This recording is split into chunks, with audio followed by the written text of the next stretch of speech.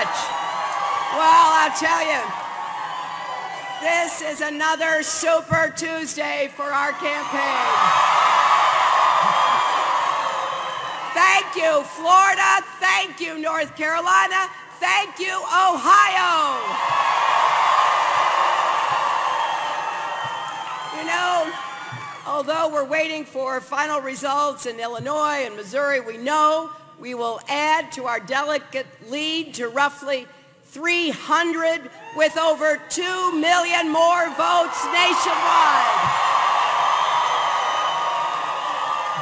We are moving closer to securing the Democratic Party nomination and winning this election in November.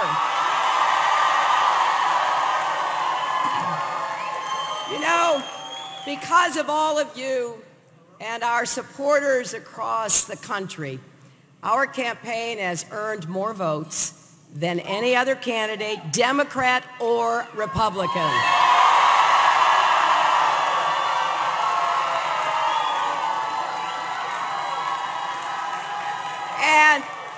And I want to congratulate Senator Sanders for the vigorous campaign he's waging. Now today, all of you in the states where contests were held voted to break down the barriers that hold us all back so every one of us can share in the promise of America. You voted.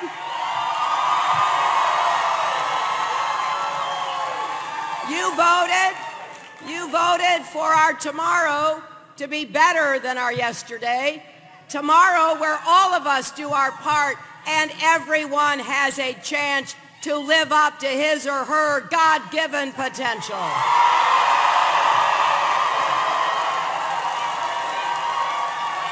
Because that's how America can live up to its potential too. Now we need you to keep working, keep volunteering, keep contributing at HillaryClinton.com.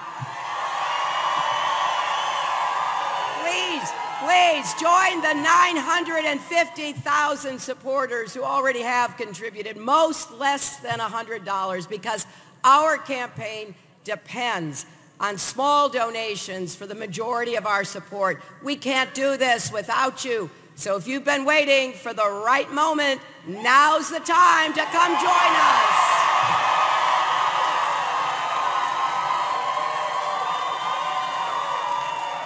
You know, tonight it's clearer than ever that this may be one of the most consequential campaigns of our lifetimes. The next president will walk into the Oval Office next January, sit down at that desk, and start making decisions that will affect the lives and the livelihoods of everyone in this country, indeed everyone on this planet.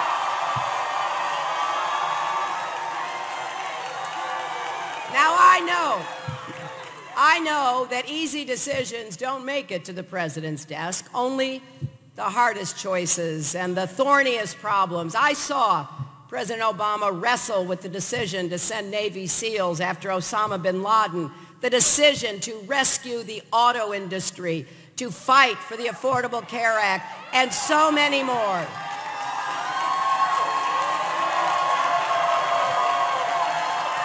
And so, our next president has to be ready to face three big tests. First, can you make positive differences in people's lives? Second, can you keep us safe?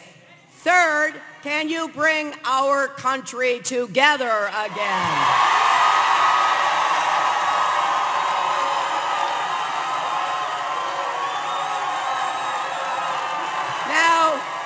Now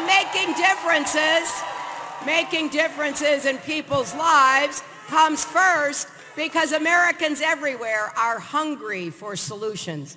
They want to break down the barriers holding them back so we can all rise together. Ask any parent. You'll hear nothing is more important than making sure their kids have a good school and a good teacher no matter what zip code they live in. They deserve a president who understands that when we invest in our children's education, we're investing in all of our futures. And young people across America struggling under the weight of student debt find it difficult to imagine the futures they want. And they deserve a president who will help relieve them of that burden and help future generations go to college without borrowing a dime for tuition.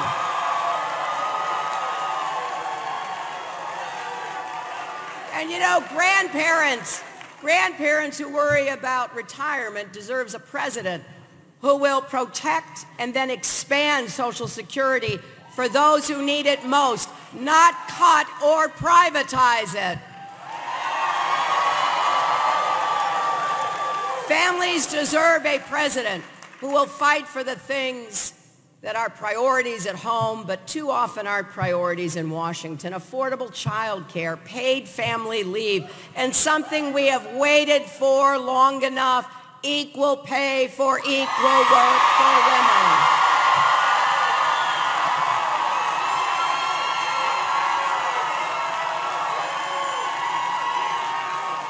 And above all, hardworking Americans across our country deserve a president with both the ideas and the know-how to create good jobs with rising incomes right here in our country.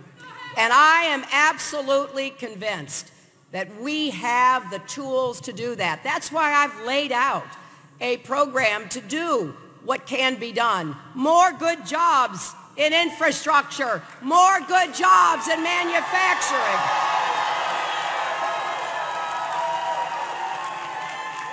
More good jobs in small businesses. More good jobs in clean, renewable energy.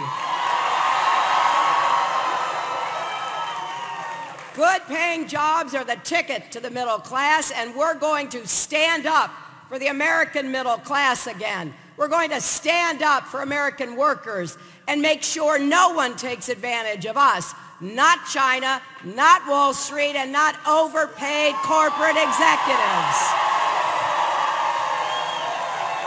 Now look, of course, every candidate makes promises like this.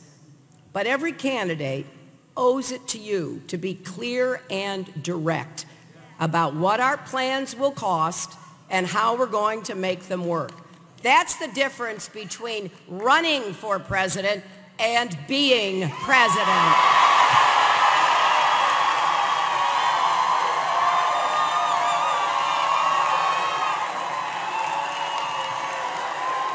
And I'll tell you,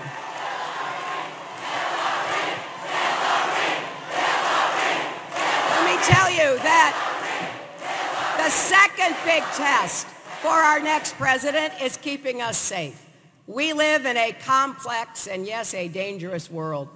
Protecting America's national security can never be an afterthought. Our commander-in-chief has to be able to defend our country, not embarrass it.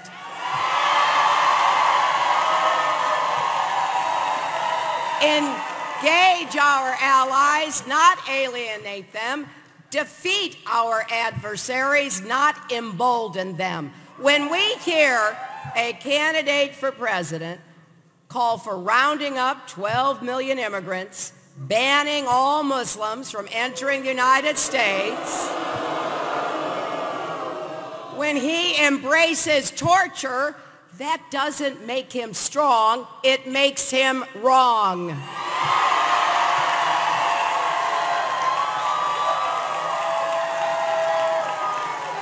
And yes, our next president has to bring our country together so we can all share in the promise of America.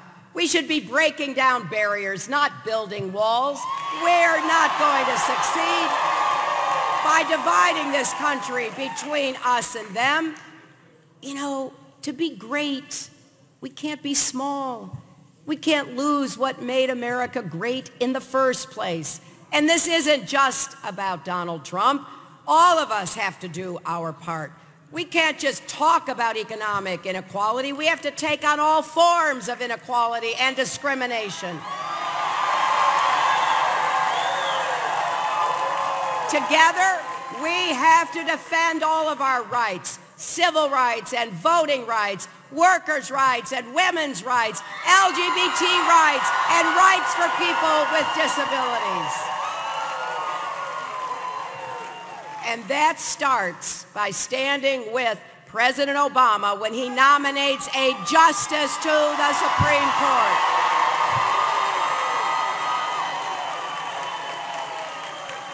Our next president will face all these challenges and more. You know, running for president is hard, but being president is harder. It is the hardest, most important job in the world, and no one person can succeed at the job without seeking and finding common ground to solve the problems we face. If we work together, we can make a real difference in people's lives. If we reach out to treat each other with respect, kindness, and even love instead of bluster and bigotry, if we lift each other up instead of tearing each other down, there's nothing we can't accomplish together. So please join me in this campaign. Every vote counts. Every volunteer hour counts. Every contribution counts. 8 years ago, on the night of the Ohio primary, I said I was running for everyone who's ever been counted out but refused to be knocked out. For everyone who has stumbled but stood right back up. For everyone who works hard and never gives up. Well, that is still true. Our campaign is for the steel worker I met in Ohio on Sunday night who's laid off but hoping to get back to work. It's for the mother I met in Miami whose 5 children haven't seen their father since he was deported. She dreams of a day when deportations end and families are reunited on a path to citizenship in America.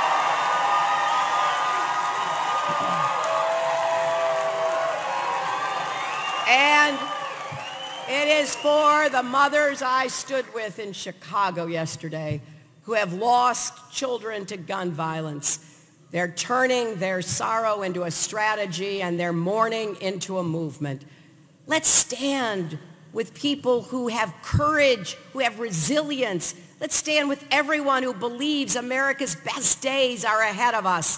For all of our challenges, I've never had more faith in our future. And if we work together, if we go forward in this campaign, if we win in November, I know our future will be brighter tomorrow than yesterday. Thank